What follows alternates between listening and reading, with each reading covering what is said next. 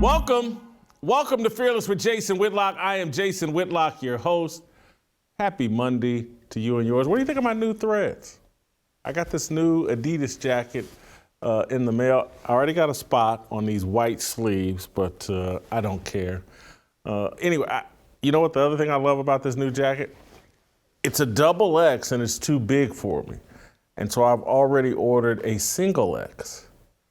I have more jackets on the way as I continue to massage my appearance on here because I need to get some new suits and I still haven't done that. So in the interim, I'm gonna wear a lot of Adidas stuff. Even they're not a sponsor. I'm mad at them because of Kanye West. But anyway, tell me what you think of my new Adidas jacket. Hit me in the comments. Fantastic show planned for you on this. We're going to start the week off right with a strong show. Steve Kim, Jason Brown will be here to talk some sports with me. I'm going to get after it with Jason Brown. He's still trolling Chiefs fans, and I'm not happy about it. King Randall. You guys, I don't know if you follow him over social media, but he's a young kid, like 23, 24. He leads a boys' school in Georgia. He had an interesting tweet thread this weekend. We're going to bring him on toward the end of the show to talk about that and his dissatisfaction with the movement. So fantastic show planned for you. We're going to start off, though, the other big addition to the Whitlock family over the weekend. You know what this is? This is my brand new iPhone 13, 13 or 14, I don't know. It's a new iPhone from Patriot Mobile. Sorry for the delay. I've been needing to get this new phone. I was so excited when it showed up for me in the mail. Patriot Mobile has emerged as one of the leaders in the parallel economy, and they have big news. Patriot Mobile now offers service with all three major networks. This means if you're with the big three and like the service but hate their values, you can access them with Patriot Mobile, like your boy. They also offer a performance guarantee. If you're not happy with your coverage, if you don't like it, you can switch between the three major carriers for free. Patriot Mobile, America's only Christian conservative wireless provider, offers nationwide coverage on the best 4G and 5G networks. I'm 5G, by the way. So you get the same great service while supporting a company that fights to preserve our God-given rights and freedoms. This new year, resolve to stop supporting companies that don't align with your values. Their 100% US-based customer service team makes switching easy. Just go to patriotmobile.com/Jason. That's what I did. patriotmobile.com/Jason. 2 or 3 days later, boom, my new iPhone from Patriot Mobile. I now have a Nashville cell number. I'm so excited. I've needed this for a long time. It's a good way to distance myself from some of my old habits and people I don't need to hear from, quite frankly. I still got my old phone number for now. It's going to take me a couple of months to transition, but I am now carrying my Patriot Mobile. What did I tell you guys about all of these guys we talk about on the show? I put my money where my mouth is. I put my money where my values are. This is just a small little thing you can do. We're all going to have cell phones, unfortunately, but we're all going to have them. Why not get one from a company that supports our values? It makes sense. PatriotMobile.com/Jason or call 878-PATRIOT. Do it now. You get free activation with the offer code Jason. I used it. You can use it. You could be just like me. Hit me up in the emails, fearlessblazeshow@gmail.com. When you're bold enough, man enough, patriot enough to switch to Patriot Mobile, hit me with an email, let me know. I want to hear about your experience. We can share notes. I've had this now, I think I got it Thursday or Friday. Awesome. Beautiful. I have no problems, no drop calls, no nothing. It's awesome. All right. That's me talking about Patriot Mobile. Now, let me get down to doing my other job, which is starting fires for this show. Steve Kim's going to help me fan these flames. Let's get rolling. It is impossible to defend NBA legend Karl Malone's sordid personal life. At age 20, while a sophomore at Louisiana Tech University, Malone impregnated a 13-year-old girl in his hometown. And for the next 17 years, as he earned fame, fortune, and adulation as a professional athlete, he never took responsibility for the child he sired. He denied and or ignored his son, Demetrius Bell. It was a repeat of a familiar pattern for Malone. 3 years earlier, at age 17, Malone fathered twins, Daryl and Cheryl Ford, with a 17-year-old classmate. He visited the twins in a hospital shortly after their birth and then disappeared from their lives until 1998. As it pertains to his personal life, pride, ignorance, and irresponsibility ruled the mailman, a nickname Malone earned for his on-court reliability. The deadbeat captures Malone's approach to fatherhood. Statutory rapist would be another description. This weekend, as the NBA celebrated its All-Star Weekend in Utah, the league was forced to include the mailman in its annual midseason celebration. Malone judged the Saturday night dunk contest and sat courtside during Sunday's game. Social media spent the weekend ridiculing Malone and chastising the league for honoring Malone, the NBA's third all-time leading scorer. HBO's Bomani Jones led the outrage machine, roasting Malone as if the retired power forward was O.J. Simpson crashing the Goldman family reunion. Take a listen for yourself.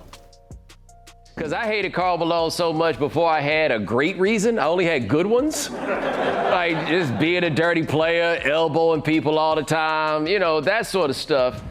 And then, we found out the whole thing, if you don't know this, that when he was in college, Karl Malone had a baby with a 12-year-old. There's never been any sort of reckoning for Malone because Malone lays low. Like he just out there in the country, driving his semi, doing whatever it is that Karl Malone does out there. But if you're doing something for Utah basketball, it's like Karl Malone. So we got Karl Malone and John Stockton. John Stockton is crazy conspiracy guy. And I'm just kind of like, I know a lot of people that think crazy things, as long as you don't say it on the microphone there, I guess, right? But Karl Malone, you're kind of supposed to leave him at home, except if you're the league. I heard a lot of y'all when I told y'all those details that you'd never heard them before, right? And so why is Karl Malone not there? Then you make this more a story. And so I would imagine that there's a very cynical outlook on how to play it. So I never want to see Karl Malone ever, all time, any other point. But he's going to be there, and it's going to be wild uncomfortable for a lot of people. And then tomorrow we're going to forget it ever happened. So that was Bomani Jones on his HBO show, trashing Karl Malone. Social media did it all weekend. My questions: what should the NBA have done? And would there be less heat on Malone if he were a lifelong Democrat Party supporter and frequent guest on Epstein Island? Let me be clear, I do not want to play the what about game. Malone's actions were and are indefensible, but burying its head is the only option the NBA really had. The league is filled with sexually irresponsible young men. Drawing a sexual morality line in the sand with Malone would set a precedent that would jeopardize the reputations of a large number of current and past NBA players. Kobe Bryant is a deity. He bought his way out of sexual assault allegations. You think he's the only one? I don't. Professionalized sports, collegiate and above, no longer pretend to support a moral code. They support a political code. The political code is secular. The social media algorithms established in Silicon Valley determine our highly fungible morality. The same people ripping Malone for pedophilia defend child-friendly drag queen shows and men identifying as women entering girls' bathrooms. The culture affirms every immoral feeling and desire held by leftists. The twice convicted white pedophile Kyle Rittenhouse shot was a victim of white supremacy. Again, that sounds like whataboutism. It's a plea for consistent logic and morality. The NBA doesn't know how to deal with Karl Malone because the culture has turned its back on the truth spelled out in the Bible. Our standards are no longer based on truth, they're based on what serves political power. Malone is being vilified 40 years after his crimes because it serves the Democrat Party. Malone is a member of the National Rifle Association. He has supported Republican politicians. He's no more or less moral than your average courtside sitting gangster rapper or Epstein Island visiting politician. The hate directed at Malone seems disingenuous and poorly timed. But there is no statute of limitations on virtue signaling, especially when it comes to black men who defy liberal orthodoxy.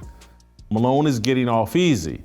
The machine placed Bill Cosby in prison for his decades-old crimes. I'm sure Cosby would have preferred being reviled over Twitter than being caged in Pennsylvania. Now, no one should feel sorry for Cosby or Malone, but we should desire a moral, consistent standard on character assassination. We should want the people clamoring to make Malone persona non grata at basketball games to push for a similar exclusion of drag queens at libraries and schools.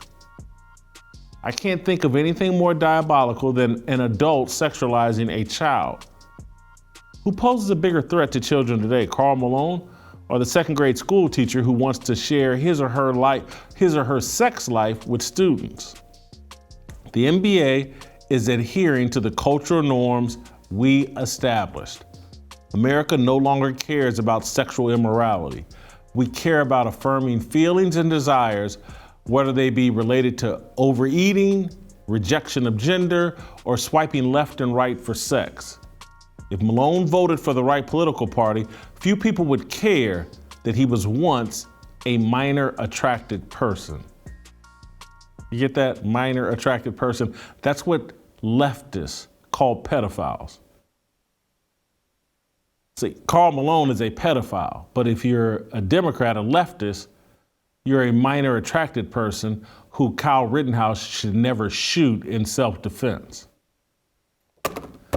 That's my fire. I'm going to drop this in Steve Kim's lap and ask Steve Kim, the Korean Cosell, did the NBA make a mistake honoring Karl Malone this weekend?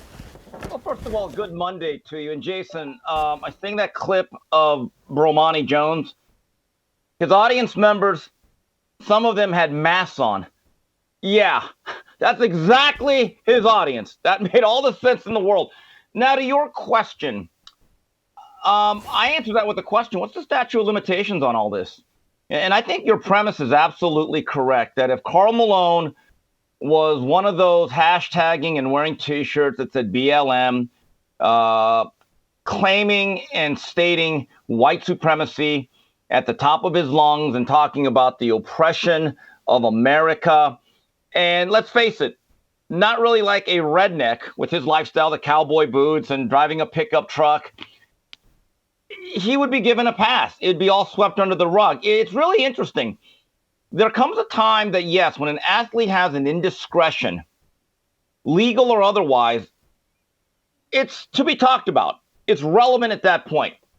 But I just find it interesting how certain people get a pass, and other times when you bring it up, it's like, no, just concentrate on the game. What's that have to do with the game? Well, as far as I'm concerned, this man is a legend. Him and John Stockton will always be, in my view, the identity of that franchise. To not include him would have been a huge void. And in fact, that would have brought about more questions than that were raised this weekend. But I go back to a couple things like with Ray Lewis.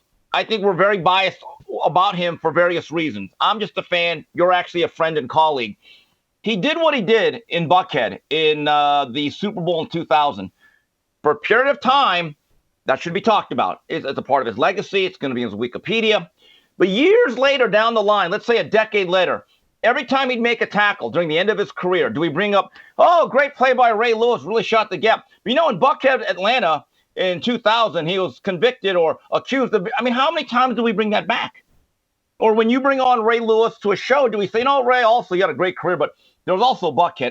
But it's amazing. Like with Floyd Mayweather, I always thought it was a little bit unfair. And this happened during his fight with Manny Pacquiao, that there were several journalists, I think Rachel Nichols was one of them, who kept bringing up his domestic violence. And look, we know what happened. And look, I'm not a Mayweather fan, but there's a part of me saying, yeah, you did it. But what does that have to do with the fight right now? It kind of seemed like very selective outrage, because it's interesting. It's like we would only care about the fly-in login list, certain people, of the Epstein login for flying into wherever he was doing his stuff, if those people were connected to a different political party. We have to be honest about this. And to me, Karl Malone did what he did. It is not to be excused. But people like Bomani Jones, I think, again, selective outrage. I hadn't even thought about Ray Lewis, but it's a great example because, and look, Ray Lewis is one of my favorite athletes of all time. Just watching him as a player and then getting to know Ray and getting to know what Ray is really about. And in no way do I claim Ray Lewis is perfect, because he's just not. Neither am I, neither is anybody that I've met. But what Ray's heart is about helping people. Ray's a good person. And the issue of what happened in Atlanta is more complicated than, Ray participated in a murder and covered it up. The truth is far more complicated. In this current environment we have, you can't even unpack the truth. And I don't want to, I'm on record, go check what I just said. What Karl Malone did, indefensible. But the truth of what happened and the truth of what was going on in Karl Malone's mindset, given his upbringing, and again, no one's told me anything, I don't know, but I can only imagine in the 1980s in a rural part of Louisiana, it's just not mentally where Karl, and then being this athlete, and that's why, again, the NBA doesn't want to open up this Pandora's box, because you just never know where it's going to lead. Athletes operate, great athletes that have the kind of talent Karl Malone was blessed with at an early age, they operate in a totally different sexual universe than the rest of America. And that's why the NBA can't single out Karl Malone and push him to the side, because there's 10 other all-time greats that have something nearly as shady, just as potentially criminal as Karl Malone. And it's like the overall theme of this show, where I keep saying, if you come from a community where families have been decimated and destroyed, there are no parents, or there are not two-parent environments, the sexual malfeasance going on in those communities is rampant. Unsupervised young people, not just kids. And again, what Karl Malone did certainly qualifies as pedophilia, and I get it.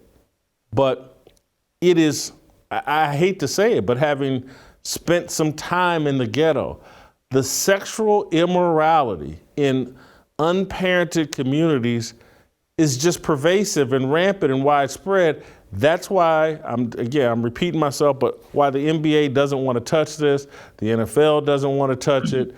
There's a lot of, I sit here and, this is one of the times where I say, I wish Uncle Jimmy were actually here, because he could talk about his own upbringing and the sexual impropriety and malfeasance he experienced as a child, growing up in one of these environments. He's around the same age as Karl Malone. Not making excuses for Karl Malone, but the selective outrage towards Malone does bother me. It's just unfair. Jason, if you watched the Bullies of Baltimore a couple of weeks ago, the 30 for 30 on the 2000 Ravens, it really brought back some really vivid memories of when Brian Billick got up at the pre-Super Bowl press conference as they landed in Tampa. And he basically told the media, look, what happened to Ray, we addressed it months ago. We are not going to relitigate this. This is about football. And the media was very upset. I use that word relitigate is because are we only relitigating this? We, as in certain members of the media who don't like the political or social stances of Karl Malone because he was honored in the city in which he performed for years. Like, where was the outrage in 2005, 2010, 2015, 2020? Why? Why now? Is it just because it's exploitative? And by the way, I don't agree with Bomani Jones on a lot of things. As a Laker fan whose heart was broken in the late 90s by the Jets, I hated Karl Malone too. I just hated him as a player. But my stance has softened on him in a sense that this guy's one of the greatest players of all time. None of us are perfect. We all have skeletons in our closet. But again, if it wasn't a big deal then, because we've known about this for a while, why is it a big deal all of a sudden in 2023? And are you going to hold guys to the same standard? So in subsequent years and other sporting events, as athletes are now honored, are we going to open up that closet and just dig through and just with the fine comb tooth and look for every indiscretion and then ask, well, this is his rap sheet. Why are we honoring him? Or is it just Karl Malone? It's either heterosexual white guys who get their social media history evaluated and relitigated. Oh my God, he did this rap song. Or it's black men with pronounced conservative values or Republican values or whatever. Anything they did or said can and will be used against them in the court of public opinion. Social media is definitely a net negative. I don't know if there's any redeeming value to social media, Twitter, Facebook, Instagram, any of it. I'm not sure, other than, feeding our sexual lust, and I don't think that's a good thing. And so I can't. Life was better and more fair before social media. Here's the thing, but given the nature of what we do, Jason, and how we exploit, and that is the word, exploit and use and utilize it, there are some benefits. We have to be honest about it. You say, again, not a black and white thing. I had a great career before social media. I had no complaints. No, yeah, that's true. But you were making a lot more money than I was, so I kind of like, look, I understand what social media is. Like the way you and Jason Brown were arguing this weekend, I don't do that anymore. I just mute people and retweet the people that agree with me to piss off those who disagree with me. You see, you guys, I got to give you some game here, guys. You're wasting all your time with this, what I call mental masturbation. You may be right. Hey, let's move. Here's something positive about social media. So I'll contradict myself. The DK Metcalf video. Before social media, I'm not sure. Maybe we would see it on ESPN's SportsCenter Top 10, but now it's all over social media. Let's play the clip of this catch from DK Metcalf, and the NFL is now asking to drug test DK Metcalf. Let's play the video.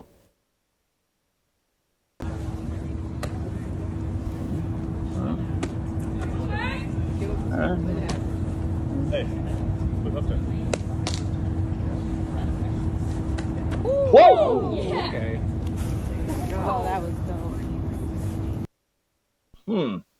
That is amazing. Do you blame the NFL for drug testing him, and do you think that video is real? Couple of thoughts here. Number one, was he practicing as if Russell Wilson was still his quarterback? I mean, he's okay. Anyway, if there was ever a vertical leap, that was the Barry Bonds 2001 that made everyone very suspicious, maybe even before that. Maybe that's it. But that looked a little bit doctored. There's some questions as to the authenticity of that video. You know what that reminded me of, though? Harking back to our childhood. Remember that show called In Search Of with Leonard Nimoy? Remember? In Search Of Bigfoot. No, you don't remember that show? So they would talk about Yeti, Bigfoot, the Loch Ness Monster, Howard the Pyramids, and Leonard Nimoy was creepy. I mean, just him talking would scare the hell out of me. And I'm watching this show in the afternoon, but they'd always talk about urban legends, and they have like grainy footage. And some of it was doctored. A lot of it was not true. It was a TV show. That's what it kind of reminded me of. That guy looked like David Thompson on steroids. I don't think nobody has that type of vertical. That is not just dunking the basketball. That's actually putting a quarter on top of the backboard.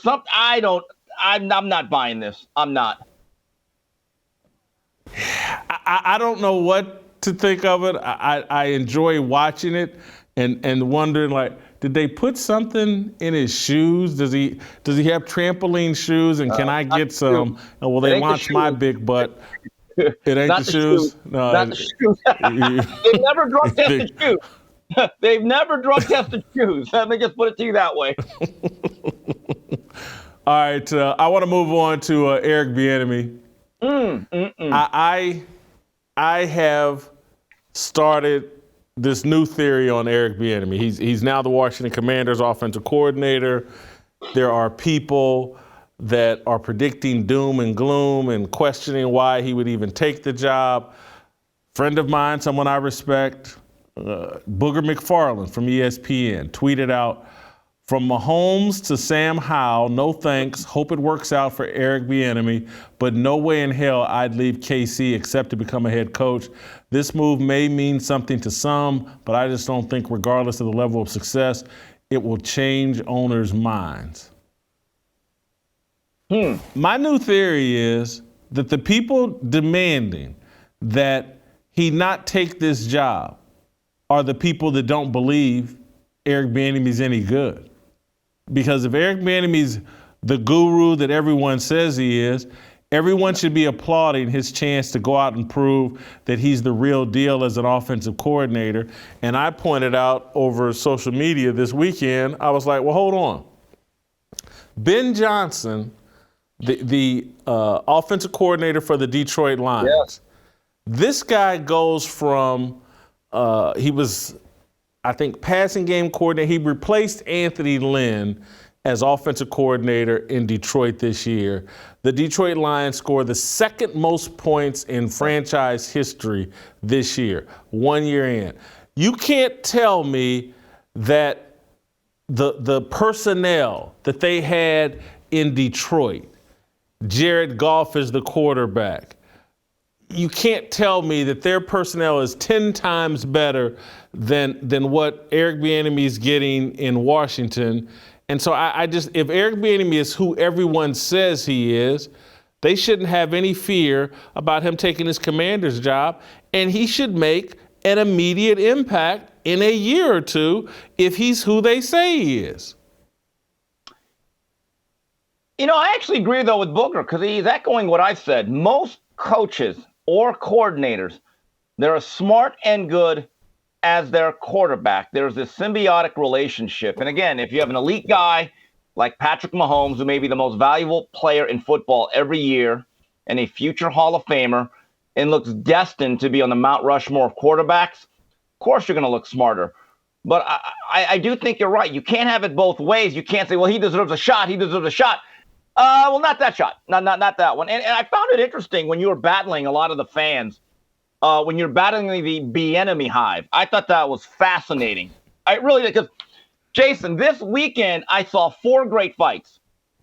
It was Mauricio Lara knocking out Lee Wood in England.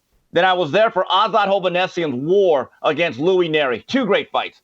But then it was Jason Brown against all of Kansas City and Missouri, and you against the Bieniemy hive. And I found it interesting because I'm watching this and I'm retweeting a lot of your stuff just to like get people angry and triggered, right? And it's really interesting. It's the white fans that are really, actually, I don't know if it's Andy Reid or Bieniemy. I think it's 50-50. And I'm thinking, you really think it's that is like the online Twitter football version of, of the white guy putting up the BLM sign on their front lawn during civil unrest. Like, hey, guys, come on, man. Got the BLM. You know what? Give me a rainbow flag. Putting the rainbow flag right there. Because it's really, because I was like charting, like, who are the ones who are most vociferous in their defense of Bieniemy? And it was all the white guys. And I'm thinking to myself, boy, you're really pushing hard. I get it. Bieniemy's life matters. I get it. And good luck to him. And a couple people have pointed out, they said, Steve, you're right about McLaurin, but they do have some other weapons like Jahan Dotson, speedy receiver. He can play. Logan Thomas earned a lot of money as a converted quarterback, productive tight end. So it's not like the cupboard is bare. The question is, Sam Howell, I just remember him. He was a Miami killer, right, at UNC. His game actually regressed, and there's a reason why he's a fifth-round quarterback. So I get it. I'm not completely down on Bieniemy here, but I do have my doubts about how much he actually really structured and ran that Kansas City juggernaut. I want to be careful because I don't want to end up on cold takes or to live. I got to be careful, but I'm just saying it's because of all the people saying he shouldn't take the job that makes me think, oh, he's not remotely qualified for this job.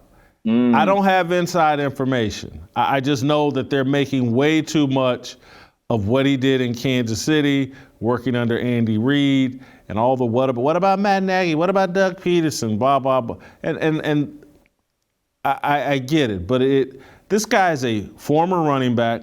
There's all kinds of proof that former running backs do not fit the profile of a head coach. Former running backs don't fit the profile of an offensive coordinator. Running back is an instinctive position. It's like you want someone who can manipulate offenses. It's usually either a quarterback or a former wide receiver, sometimes an offensive lineman, but running back is last on the totem pole for a guy that's going to be a coaching guru. That's one. I think, and this will be hung over my head, I think they're going to struggle to get plays in on time. I really do. That's going to be the early tale in Washington is calling plays every 35, 40 seconds is one of the hardest things to do in sports. I'll be very interested if Eric Bieniemy can do it. I'll be watching the delay of game penalties in Washington. Jason, it's one thing to say, boy, I don't know if his offense is going to be effective. It can be a play. You don't even think they get the plays in. Okay, but let's go back here. We have seen in recent years, like Hackett, the guy Philman, who were really exposed without great quarterbacks, where they could not take them with them, right? It kind of reminded me of when Luke Walton went to the Lakers as a head coach about, 8-9 years ago. And all my friends were excited because Luke was a former player, won titles, he was a fan favorite. And they said, oh, he's coming from the Golden State Warriors and that system and that style. And I said, great. Here's one problem. Are we bringing Steph Curry and Clay? And it didn't look the same without those two guys with the Lakers, okay? And it was not Luke's fault. Did not have the material. But I also go to other guys that you say are offensive savants who can build something. The name that comes to mind right now as I'm talking to you is Mike Holmgren. Mike Holmgren in the 80s was a highly regarded, I think, quarterback coach and coordinator for the Niners under Bill Walsh, the father of the West Coast offense. So obviously you're going to look good with either Joe Montana or Steve Young and Bill Walsh's offense. But Mike Holmgren in the early 90s, I think it was 91 or 92, decided, you know what? I'm going to take the Green Bay job. Now, you have to remember, for people that are younger than us, Green Bay at that point, pre-Reggie White and post-Lombardi, they thought that was a graveyard. It was such a bad job. It was an open secret. Black players did not want to go there. I've heard quotes. I've actually talked to them. They're like, that was Siberia. But you said, you know what? I'm going to take the remnants of Don Majkowski, and we got this raw kid from Southern Miss that got traded after 1 year, Brett Favre. I'm going to develop something here. And the work that Holmgren did in disciplining Brett Favre, who's like this wild colt, and turning him into a 3-time MVP. And everywhere he's gone, Holmgren knows how to run and produce an offense. Again, so we're going to see, is it going to be Mike Holmgren or is it going to be Nathaniel Hackett? Look, I saw Dick Vermeil and his coaching staff. Yep, Al Saunders. But go to St. Louis. Trent Green, I covered his career at Indiana University. Trent Green was nothing special at Indiana. He's probably like a 4th, 5th round draft pick coming into the NFL. He was going to be the guy in St. Louis. Then when he got hurt, they took a guy that was bagging groceries, Kurt Warner, and created. Now look, they had Marshall Faulk and other pieces, but they greatest show on turf with those two quarterbacks. Then I saw Dick Vermeil get pissed off because Mike Martz got all the credit. He came to Kansas City and brought Trent Green with him, who's coming off a knee injury, who to me was never that guy. Turned Trent Green into a Pro Bowler and a great offense. They put together, they acquire Willie Roaf. And I've seen coaching make an instant impact on a team's offense. It can happen. I hear the people that say it can't, or as it relates to Eric Bieniemy, it's a vote of no confidence. Let's stay in Kansas City.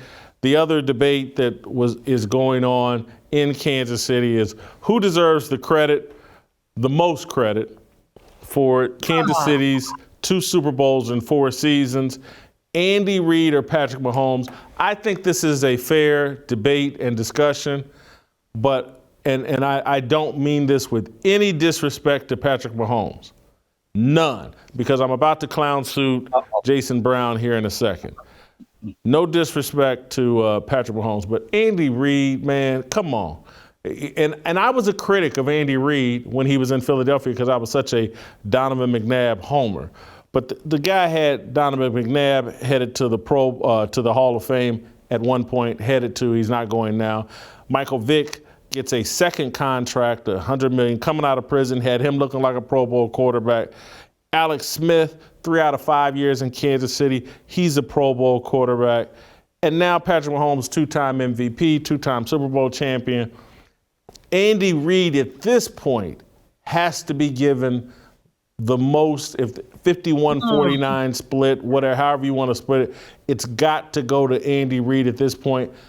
Maybe over the next few years, it'll go 51-49 the other way for Patrick Mahomes.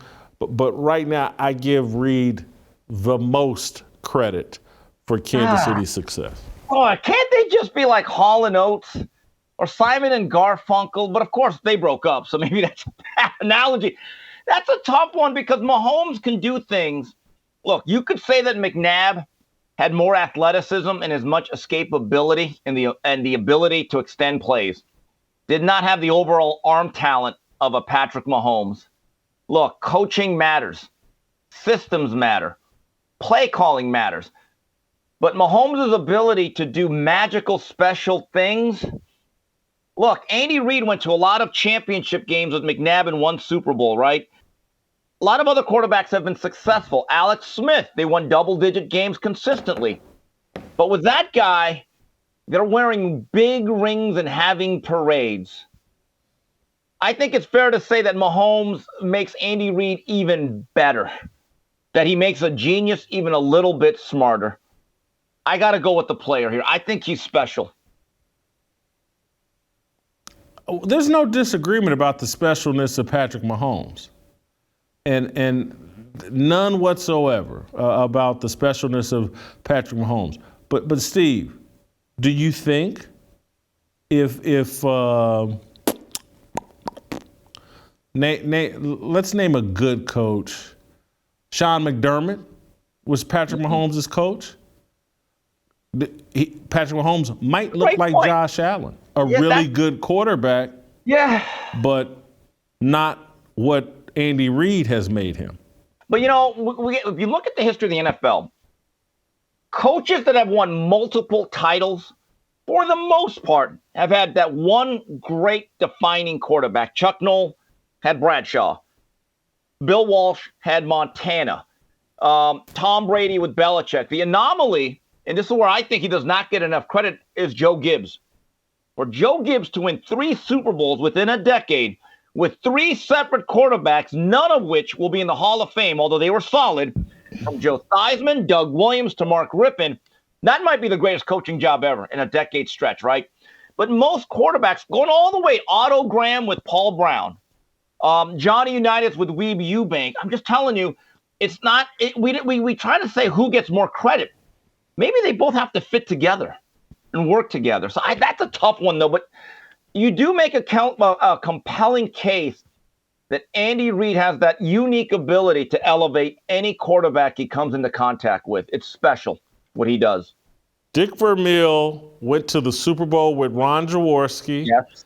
Kurt Warner, Yes. and turned out some really good offensive teams in Kansas City with Trent Green. That's another one. Look, Dick Vermeil is one of my favorite coaches. I think he's an unbelievable motivator. But, I don't know. I'm going to think about that. You have me Coaching Matt, look, you can't be – there's no wrong side to this argument. I'll just say that. There's no wrong side to this argument. You can go either direction. I was late on the Andy Reid bandwagon. I was a critic of his when he was in Philadelphia. His clock management and all that drove me crazy.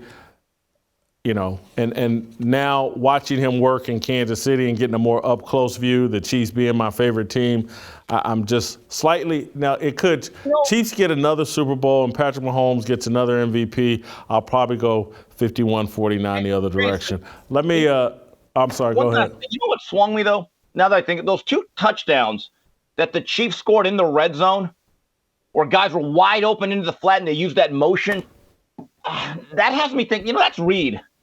That's a play design. What did Mahomes have to do? Just flipped it into the flat. Now, you know what? Now I'm thinking Reid.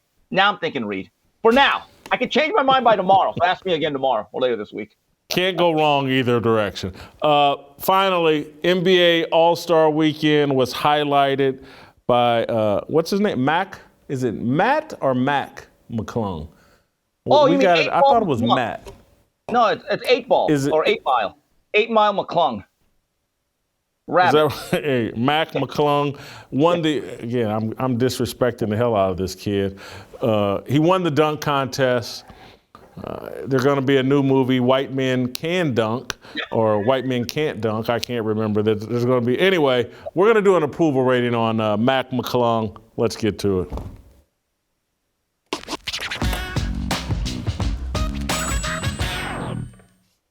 All right, we'll first start off talking job performance here, and we'll start with this question as you unpack your job performance. Did he save the dunk contest? No, because they were never going to get rid of it. Look, the dunk contest has had issues before. Remember when they did the Wheel of Fortune thing? And I'm like, what in the hell was that? Look, they'll never get rid of it because it is still the biggest, most exciting event. But there was a time, Jason, when me and you really cared about the NBA in the mid to late 80s, where guys like Jordan, Drexler, Dominique Wilkins, the truly transcendent, iconic players would participate in the dunk contest. That hasn't happened in a very long time, and that's the issue, and it got very stale. But I don't think they're going to get rid of it because it's still the most exciting thing. I mean, Mac McClung did some dunks. I was like, wow. I mean, honestly, I give him a lot of credit. Those dunks that he did could compete in any year, even Vince Carter's 2000 performance, which was incredible. There was, do we have the tweet from Jesse Washington, the undefeated? I don't know if your guy. Anscape. Yeah. Your guy. He tweeted out that the only reason why Mac McClung was invited was because he was white, played the race card on Mac. This is 2 days before the dunk contest. Then the guy puts on that show. I'm only going to give him a 10 in job performance, and that's a perfect 10 for the dunk contest. But his job as an NBA player, he's in the G League. He got signed on Tuesday and wins the dunk contest on Saturday or whatever. I'll give him a perfect 10 for the dunk contest, but he hadn't proven anything else in terms of his job. So I gave him a 10 in job performance. Okay, first of all, hey, Jesse, this is what you're worried about in terms of like racism is a dunk contest. Never mind, one of the reasons why this white guy was invited is because none of the really elite black players are doing it. Have you thought about that, Jesse? These people are not serious. That's why you don't take them seriously. They're unserious people. But he was brought in to do a job. He created a buzz. I don't know what else happened throughout that weekend that looked completely overproduced. I'm giving 8 Mile McClung a 25. All right, character. I can't knock his character. They haven't been able to dig up any bad old tweets so far, and I'm sure they spent all of Saturday night hunting. White guy wins the dunk contest. How can we discredit him? It looks, from the high school highlights I saw, it looked like he went to a predominantly white high school, so I'm a little shocked they haven't been able to find something to hang around this kid's neck. But so I give him a 20 in character. They haven't found anything yet. Yeah, and by the way, he's not the first guy to land on the moon here. There's a guy by the name of Brent Berry. White guys have won the dunk contest, and as my good friend Dave Smith, the sports god, shout out to him, he watches us a lot. He actually said one of the funniest quotes from Charles Barkley was in that year, after Berry wins it, he basically said, "Man, we need another Million Man March." But anyway, I don't know much about Matt McClung, but he seems like a nice young man. So I'm gonna like plead my ignorance here. So I'm gonna be safe. I'm gonna give him a 15. That's kind of how I am on authenticity. Yeah. I haven't got a read yet on, how hip hop he tries to be. Is he just a suburban kid, or has he, I don't think he's not all tatted up or anything, Right. like he hasn't really gone the 8 Mile. You keep calling him 8 Mile, but I don't see Eminem out there. Yeah. So I'm down the middle on authenticity, so I went 14. Yeah, I went a 15, and the last white American basketball player that didn't make the NBA that had this much buzz, by the way, is the professor. Grayson Boucher, I think was his name, from And One. I don't know if you ever watched And One. I loved And One. And that white guy had handles. I mean, he would sit guys on their butt with this crossover. And I love his YouTube channel. Professor, you're doing a great job. Love the way you've developed as a personality. Grayson Boucher. I forgot all about the professor from And Professor One. was nice. That's a He was great. nice. I like. That's a great Grayson Boucher or Boucher or whatever. Boucher, yeah. He's even got a Wikipedia page. Yeah, I remember. He's good. The professor. Yeah, that's a good. Got a That's great good. YouTube I channel. thought you were going to say Woody Harrelson, No. but I already stole the By White the Man way, Can't we're Jump. remaking So that movie. The thumbs down to that remake. Anyway, let's keep going. Jeez. And then it factor. You can only have so much it factor. He's got a lot for 48 hours. We'll see if he can parlay this into some shoe deals and commercials. I give him a 21 in it factor. Look, he's the only thing that I remember about this All-Star weekend, which I'm going to forget about by the end of this segment. So in terms of the Andy Warhol 15 minutes, he's making the most out of it. I give him a 25. So you weren't thrilled with Jason Tatum's 55-point performance, one of the most incredible? I mean, that thing's turned into a layup contest.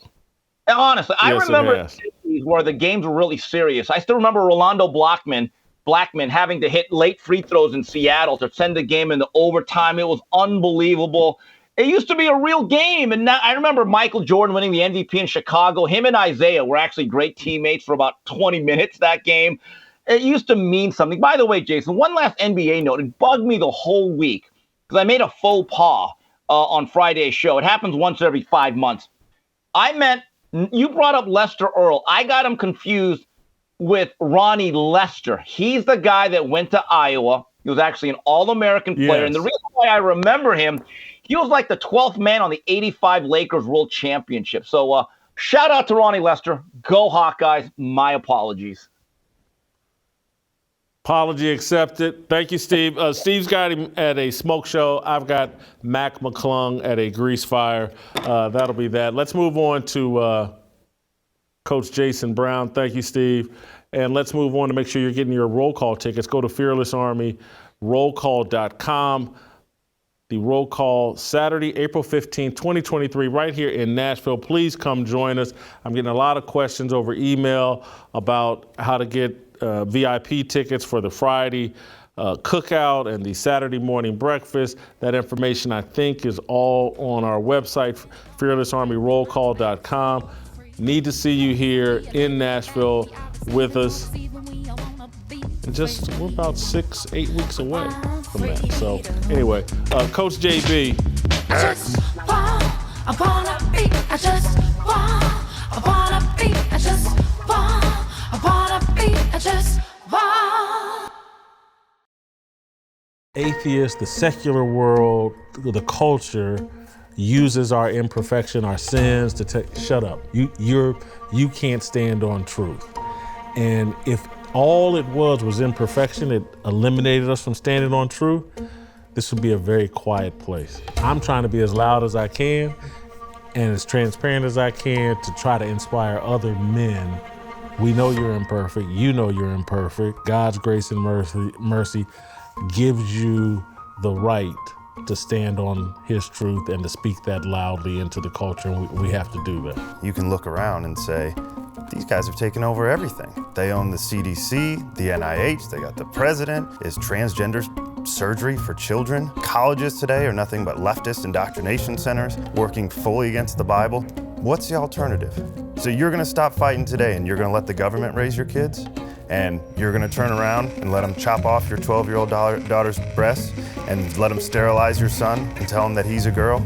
And you're gonna let them make the Bible hate speech? You're the last line of defense here, because nobody else is gonna do it, and God's gonna walk with you. This is literally worth dying for. Absolutely. I'm telling you, so it's like everybody, that's a nice little metaphor. This is it. If there's a hill to die on, this is it. The Overton window has been moved right in front of our children's bedrooms. And there are all types of people that are trying to climb up in the ladder. And every good father should be on his post so that when they peek their head up over the windowsill, you kick the ladder back down, let them know you move on to the other house, because we're not playing that around here. Sometimes just standing up, just saying no, we're not going to do that. Not my marriage, not my kids, not my family, not my community, not my church, not my city. Just declaring that's victory enough. In prepping his disciples, he tells Peter, he's like, listen, Satan desires to sift you as wheat, but I've prayed for you. We're gonna face some ups and downs in life, and we're not gonna always get it together. But if we stay on the path, if we stay chasing after, running after Jesus, running after his way, he's even praying for us. Now, I like it when you pray for me, Jason and TJ. I appreciate that, but to have Jesus pray for me, that makes me feel pretty good. When you make it through this sifting process, go back and strengthen your brothers. So we all have a responsibility as men. Once he's delivered me through this, I have a responsibility to go back and bring some other folk out. You do a roll call to just let people know you're not alone, be confident in your positions, and we're gonna inspire you. We're gonna eat, fellowship, listen to some music. It's gonna be the first of many roll calls that we do. So we're looking for soldiers. We're gonna put out our best recruiting pitches for soldiers.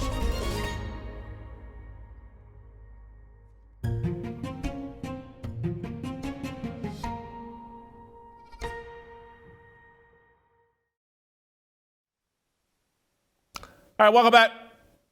I should be wearing some Chiefs paraphernalia for what I'm about to do to Jason Brown. It's Monday. We love having Jason Brown on Mondays, but if he keeps trolling my Kansas City Chiefs, I don't know about JB's future. JB, why do you continue to troll the Kansas City Chiefs?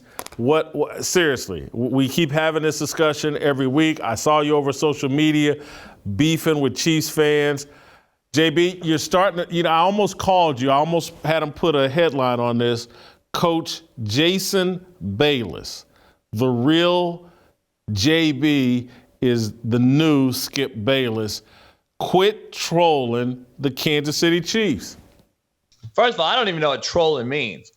So that's not what I do. Let me explain it to you. It's what you've been doing. You keep criticizing the Chiefs. They got 2 Super Bowls in 4 years. Patrick Mahomes got 2 MVPs and 2 Super Bowls, and you keep acting like he's done and proved nothing. All right, time out. Are we talking Chiefs fan base? Or are we talking Patrick Mahomes? I want to be clear here before I get going. because you call me Skip Bayless and all this other stuff. I want to be clear. Are we talking about the fan base or Patrick Mahomes? Let's pick a lane. What's the matter with the fan base? What's the matter with the fan base? You say I'm trolling. So let me clarify. Trolling sounds like it's something that is a falsehood or a lie or non-truth, and it's making up things to get clickbait. That's not me. You know me better than that. Anyone you know knows that I don't put out crap just to get clicks. I don't really care. So what I say is the truth. And y'all Kansas City fan base can't handle it. So you call me trolls. And that is the true difference. Let me ask you something. I'm confused as to where this so-called great Chief fan base was the last 2 years or the last 15 years. Where were they when Mahomes played at Texas Tech? Because I used to tweet the same thing last year, Jason. I didn't hear nothing out of you. It was crickets. I tweeted the exact same crap I'm tweeting now, and now all of a sudden I am the antichrist to the Kansas City Chiefs fan base. Let me clarify what I am. I'm a truth teller, and the true Chiefs fan base actually agrees with me because they came on my show. I talked to 50 good friends that live in KC, Independence, Missouri, those areas, Raytown, cats that I've recruited in the area. I had Kansas City Chiefs fans pop up. Let me clarify. You guys have a great fan base, loyal to a T. 1 million people showed up to the parade. I talked about it on my show last week. People don't listen to what I say. They want to talk before they hear me. So what happened is you have a fan boy base that I specifically went after. And the fan boy base sent me 1,700 DMs with life-threatening DMs, with my daughter's pictures, with all kind of stuff. And they have 0 followers, Jason. You guys are creating fanboys. Show me the real fans of Kansas City. The guys that know Lynn Dawson. The guys that go back and can tell me the last time you had a 14-game season. Nobody can. They're all fanboys looking for clout and retweets. The fanboys who DM me threatening messages and all this old crap, nobody showed up today, Jason. Why? Why nobody could show up? I gave an open invite. Come on my show. Nobody showed up. Nobody. Clarify. What are your alleged problems with the fanboys? What are you saying exactly? Because what I hear you saying is that, like, Pat Mahomes is some kind of gimmick. He's not really an all-time great quarterback. And that is going to piss off Kansas City Chiefs fans when the guy's coming off the MVP. What more can you do than be MVP of this regular season and MVP of the Super Bowl? What more does he have to do? Jason, you piss off people every day. What do you mean? Wait, so now I can't make an opinion? So I have to take personal threats because I made an opinion? I know you do too, I'm sure. But let me be clear here. I can't make an opinion on this guy being overrated? Like, where did this start? When have I ever attacked Patrick Mahomes personally, character-wise, or any fan in Kansas City? Show me the tweet. Never. You've never heard it out of my mouth. You've never heard it on a tweet. I don't go after nobody personally. I don't care. This is an opinion-based profession that everybody lives. Jason, you take scientific data, you take analytics, and you put them with your opinion on your show every day. The same with I do. Let me be clear, though. How is the man overrated, JB?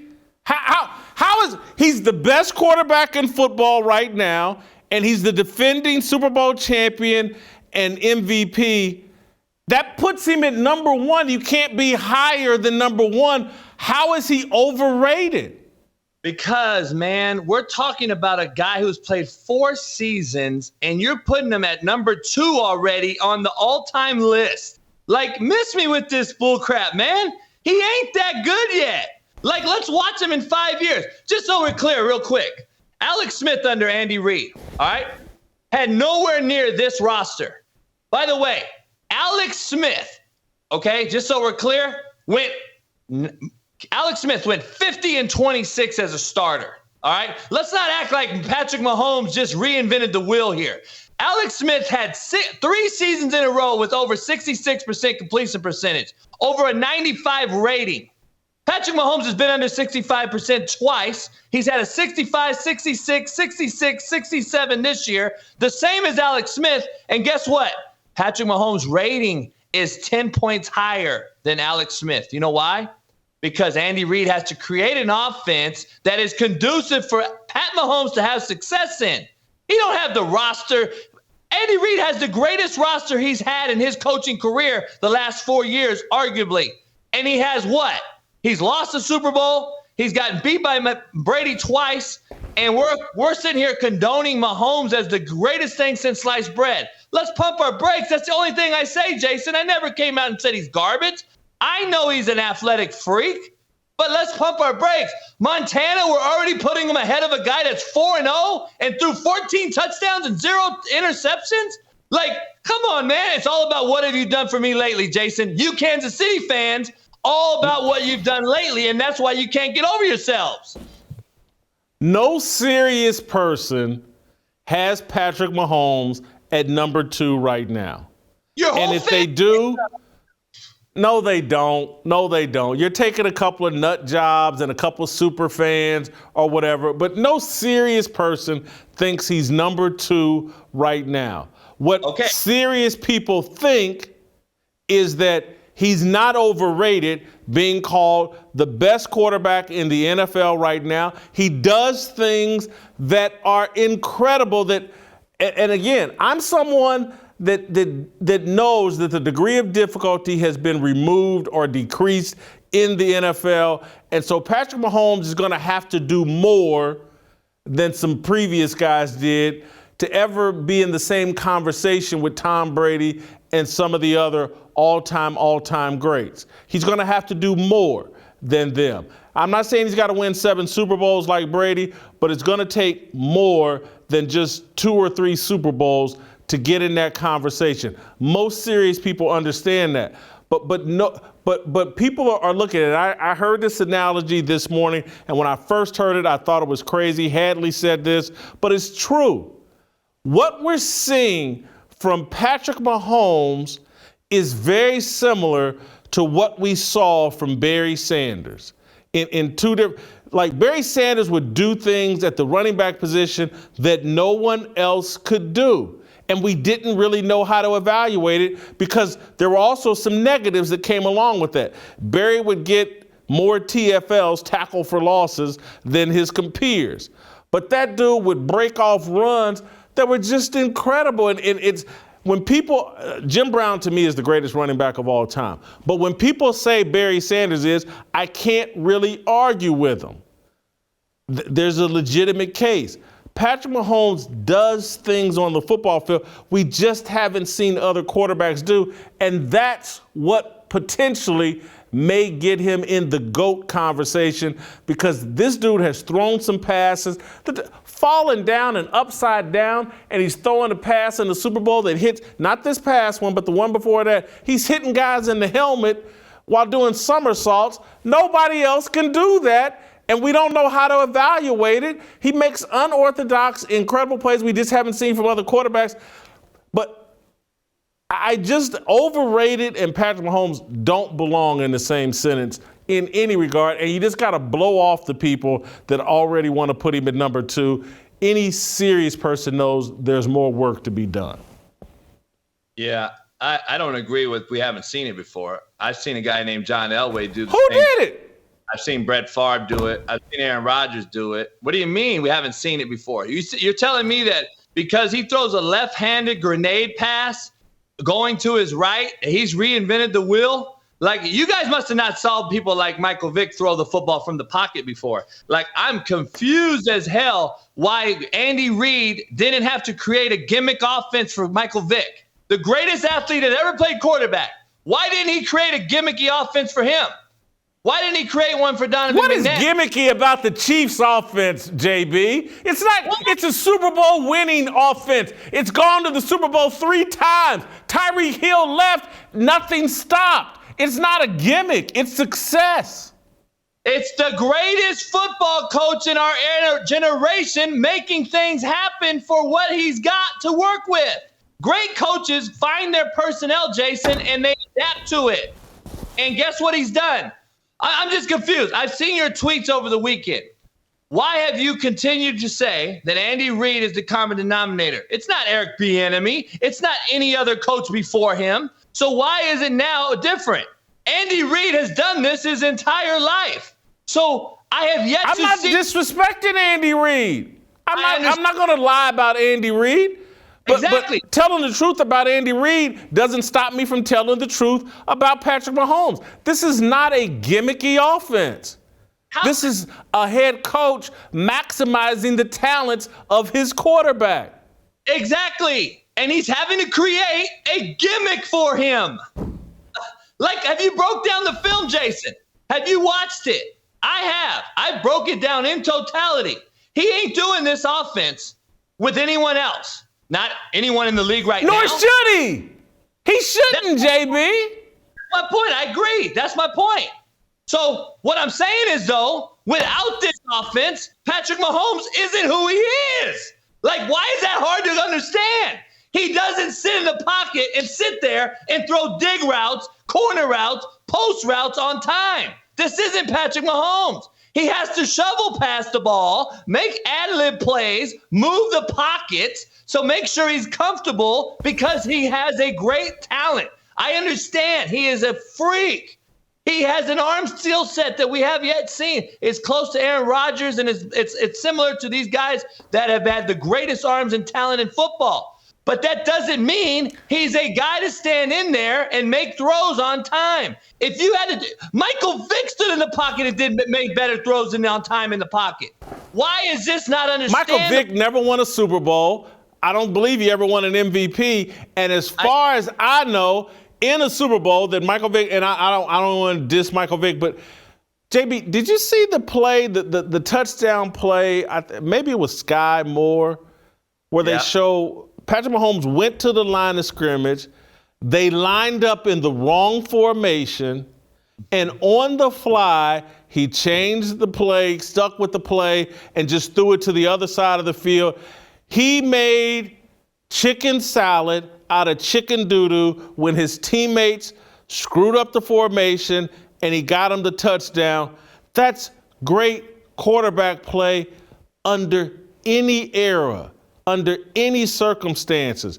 The fact that he has these gifts that Andy Reid is exploiting, what you're basically saying is if Andy Reid had been coaching John Elway instead of Dan Reeves, we would have seen this from John Elway during his career. But unfortunately, John Elway got stuck with Dan Reeves for nearly a decade and had this reputation as a guy that couldn't get it done because Dan Reeves didn't know what he was doing. He's a former running back, and that's why running backs are a lot of times very poor head coaches and don't fit the profile of a head coach, whereas Andy Reid is taking advantage of the modern day John Elway right now, and the guy's already got 2 Super Bowls and 2 MVPs.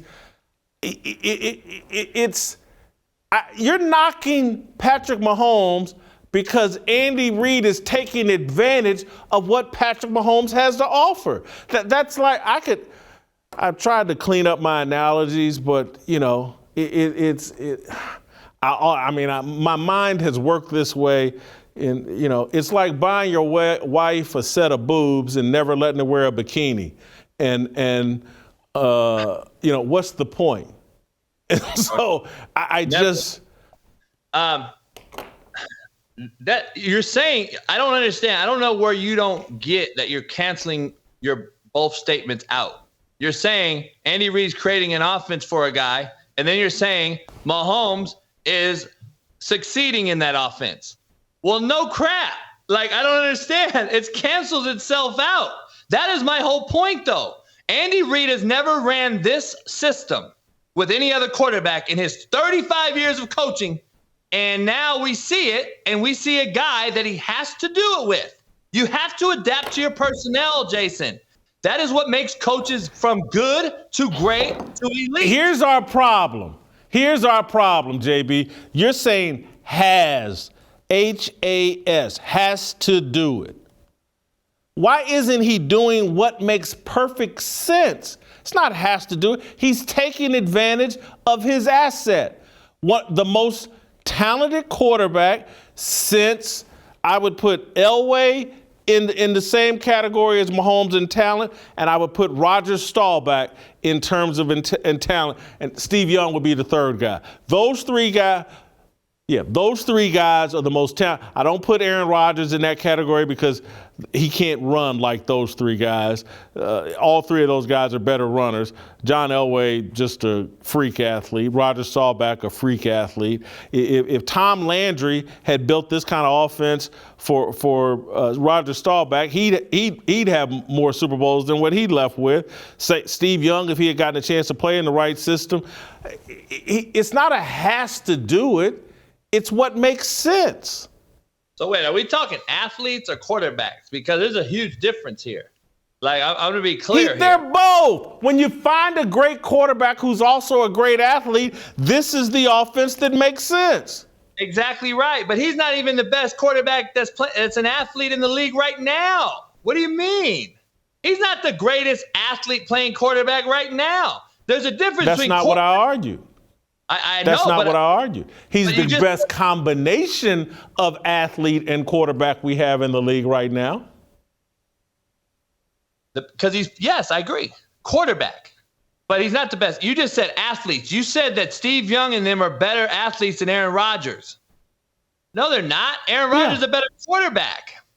Like, are we comparing athletes or quarterbacks? Because there's an athlete that plays quarterback, and then there's quarterbacks that are athletic, like Lamar Jackson, like Justin Fields, like these guys. Josh Allen is by far superior athletically over Patrick Mahomes, but Patrick Mahomes has what? Beat him. So guess what? He's got 2 Super Bowls. He beat him head-to-head.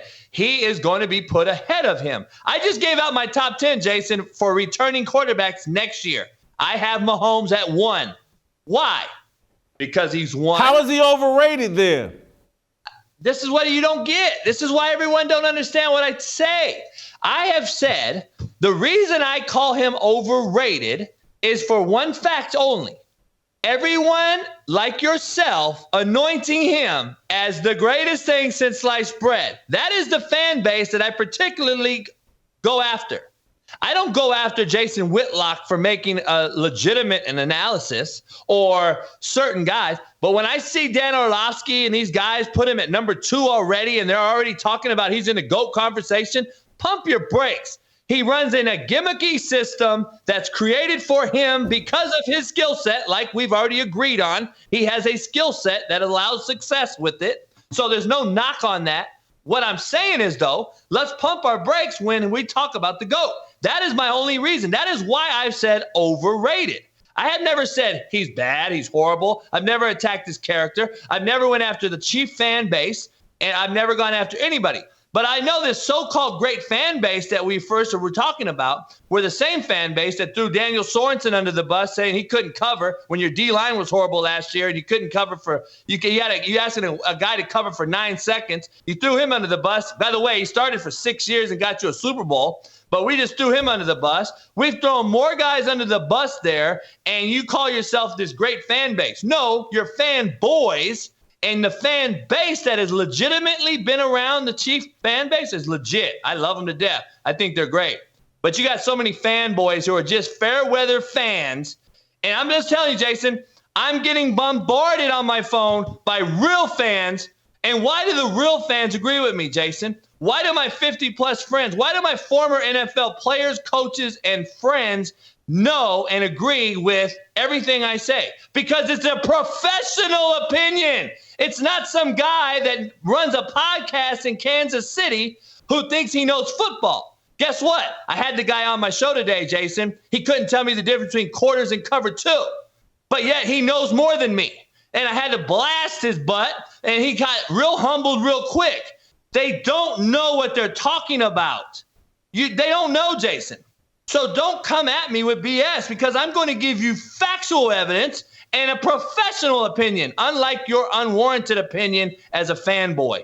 That's my entire point. That is why I came after the fanboy section of the Kansas City Chief base. And the real fans have come to me, and we had civil conversations, and I believe disagreements make great conversations. But a lot of these kids are 19 to 25-year-olds who are wet behind the ears and don't know anything. They just want tweets and relikes. Or, JB, they're triggered by your use of the word gimmick. Yes.